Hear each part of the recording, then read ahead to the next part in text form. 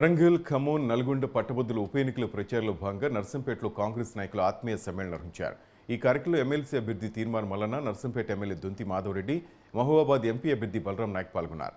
విద్యార్థులపై కేటీఆర్ చిల్లర కామెంట్ చేయడం సరికాదని, గతంలో ఓయూ విద్యార్థులు ఉద్యమం చేస్తే అధికారులకు వచ్చిన కేటీఆర్ ఇప్పుడు డ్రామాలు ఆడుతున్నారని తీర్మాన్ మల్లన్న అన్నారు. ఫోన్ ట్యాపింగ్లు చేసి భార్యాభర్తల మధ్య చిచ్చుపెట్టిన పాపం కేటీఆర్ దని మండిపడ్డారు.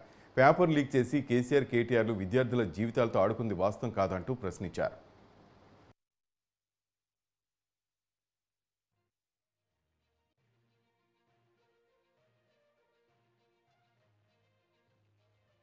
గొప్పగా అక్క చెల్లెలు అన్న తమ్ములకందరికీ కూడా మరోసారి ధన్యవాదాలు చెప్తూ ఇవాళ గవర్నర్ల పెద్దలు పూజ్యులు మన ఈ నియోజకవర్గం ఎమ్మెల్యేల గవర్నర్ పెద్దలు మాధవరెడ్డి గారికి, అదేవిధంగా తీర్మాన్ మల్లన్న గారికి, అదేవిధంగా అనిల్ గారికి, రాము గారికి, రమేష్ గారికి, సాంబయ్య గారికి, శ్రీనివాస్ గారికి, జగన్మోహన్ గారికి, తిరుపతి రెడ్డి గారికి, శ్రీనివాస్ రెడ్డి గారికి అందరికీ కూడా పేరు పేరున ధన్యవాదాలు.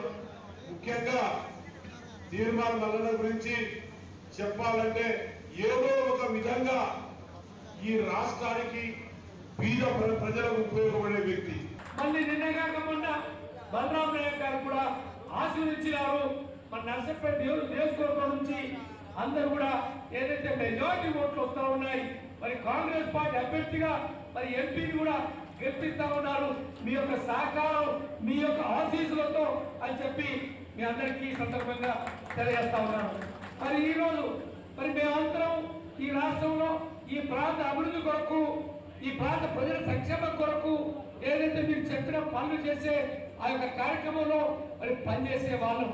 కానీ యువతకు మరీ ముఖ్యంగా కాంగ్రెస్ ప్రభుత్వం ఎన్నికల సమయంలో చెప్పిన సుమారు 10 సంవత్సరాల కాలంలో 1,00,000 ఉద్యోగాలు వివిధ స్థాయిలో మరి ఖాళీలు అయిపోయి ఉద్యోగాలు నాని కారణం చేత పెళ్లియాగ ముందుకే పాస్పోర్ట్ల బ్రోకర్ అని పేరుందా లేదా?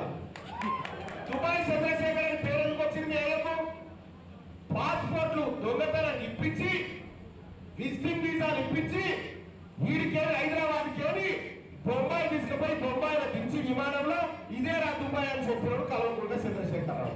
కాదా కేసీఆర్ నీ దోస్తు ఎక్కడ బతిపరి కారున్న మాధవరెడ్డిని అడిగితే చెప్పరా ఈ మాట? నీ సిద్ధవర్గ కారున్న శ్రీనివాస్ రెడ్డిని అడిగితే చెప్పరా మీ అజరాల శిక్షకు ఎందుకు కట్టేసుకొచ్చిందని చెప్పరా? మీ నాయనకు అందరికి గోరుముందలతో వస్తే మీ నాయనకు పుడితేనే బ్రోకర్, పాస్పోర్ట్ల బ్రోకర్ అని పేరు వచ్చింది మీ నాయనకు. ఇక నువ్వు ఏమని సంసారంలో అగ్గిపెట్టాలి? నాగార్జున కోడలే మాట్లాడుతుంది, ఈ పిల్లగాడేకి పోతుండు, వాళ్ళ ఫోన్ చేసి బ్లాక్ మెయిల్ చేయాలి. ఇది కేపీ రామారావు గారి పని. ఎవడన్నా ఈ 10 ఏళ్ల కాలంలో తీర్మాన్ మల్లన్న చేసిన పోరాటంలో ఏ కాలం అన్నా నాకు అనిపించినాయి.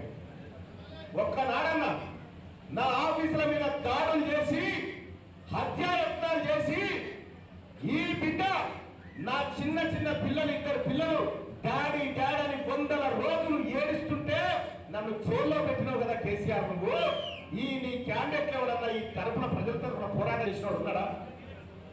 ఆ రోజు నా బిడ్డల్ని 100 రోజులు ఏడిపించినావు. ఇవాళ నీ బిడ్డ ఏడుస్తున్నావు.